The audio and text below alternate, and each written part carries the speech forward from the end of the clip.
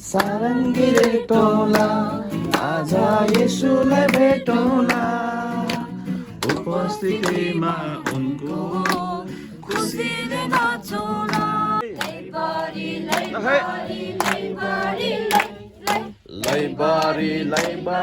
लैबारी हो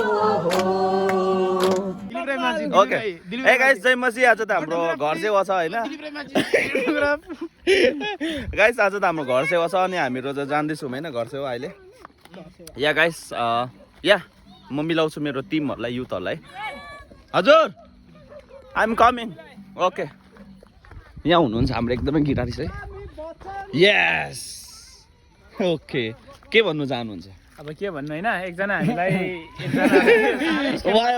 अहिले लाग्यो बाई बाई गाइस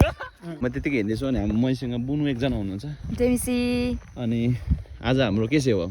घर सेवा हो आनन्द दिदीहरुकोमा गाइस यहाँ पनि हुनुहुन्छ हाम्रो युथ एकजना जयमसी भन्दै जेमिसी अनि हाम्रो यहाँ हुनुहुन्छ जयमसी भन्दिनुहोस् जयमसी जयमसी भन्दिनु जेमिसी सबैजनालाई जेमिसी सबैजनालाई ओके अनि गाइस सारङ्गीले टोला आज येशूलाई भेटौँला उपस्थितिमा उनको खुसीले नाचौँला मादल बजाउँदै रात परेपछि बिहानी हुन्छ येशूसँग जिउन असल हुन्छ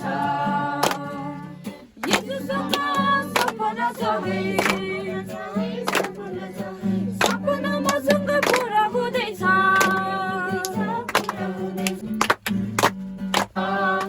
विजय भला मण्डली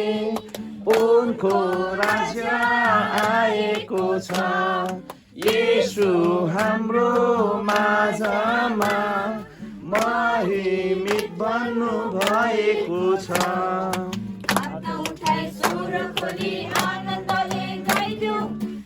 एकतामा एउटा प्रेममा कृष्ण नाममा आइदेऊ हात उठाई स्वर खोली आनन्दले गाइदेऊ एकतामा एउटा प्रेममा यीशु नाममा आइदेऊ हो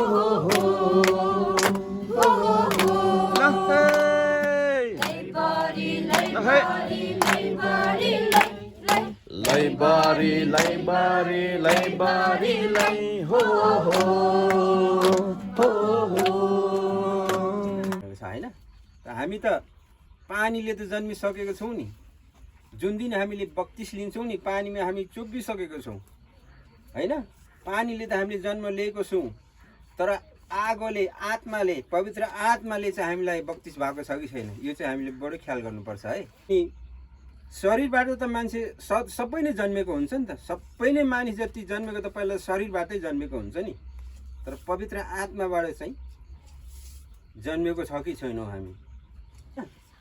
अनि नम्र भनेको चाहिँ भएर हैन अरूलाई भनौँ एउटा सम्मान गर्ने अनि अरूसँग नरिसाउने अर्कोलाई प्रेम गर्ने हाम्रो त्यही त होला नि त हाम्रो नम्र भनेको हृदय चाहिँ जसको रिकर्ड गरेर राखिदिन्छु ओके हामी दुईजना माइक पक्राएर गाइस जय मसी अनि आज चाहिँ यो this is hour after fellowship हाम्रो सेवा खत्तम भयो अनि हाम्रो लाल चिया आइफोन भयो भने अनि लाल चिया तिम्रो मात्रै होला ए लाल चिया अनि अर्को त दुध चिया म चाहिँ एकदम हेल्थलाई केयर गर्ने मान्छे हो हैन हेल्थलाई केयर गर्ने मान्छे हो अनि हेर्नुहोस् मेरो लाल चिया यिनीहरूको दुध चिया हो अनि धोका दिएको छ अहिले बाटोमा हैन यस्तो हुन्छ है दुध चियाले धोका दिन्छ अरे उनीहरूलाई बाटोमा भरे दुध चियाले धोका दिन्छ अरे बाटोमा भरे बिस्कुट छ हाम्रो आउँदैछ बिस्कुटहरू हेर्नुहोस् सोचेकै थिएन नि त अनि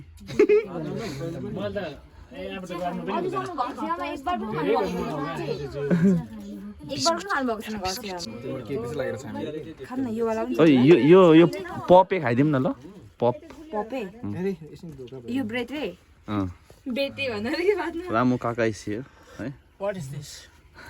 Ramu Kaka is very famous in Meghalaya. कसले पो रामु भनेर बोल्दै थियो यसलाई रामु नै भन्छ जसले पनि। होइन मलाई होइन मलाई सोध्दै थियो मिठो छ एकदम। रामु आएन भनेर सोध्दै थियो मलाई चोटी के भन्नु रे पपे लातेपे ल ओके ल ओके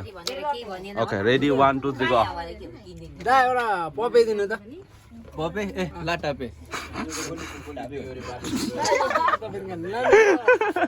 ट्यापे हो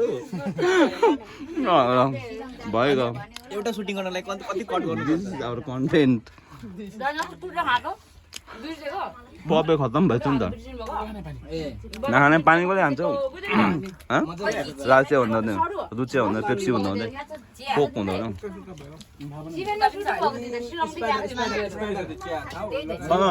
मुभी सुटिङ भएको थियो अरे त सर मुभी सुटिङ भएको थियो अरे त खसिया मुभी अरे एकजनालाई सर एकजनालाई 12,000 अरे थियो अरे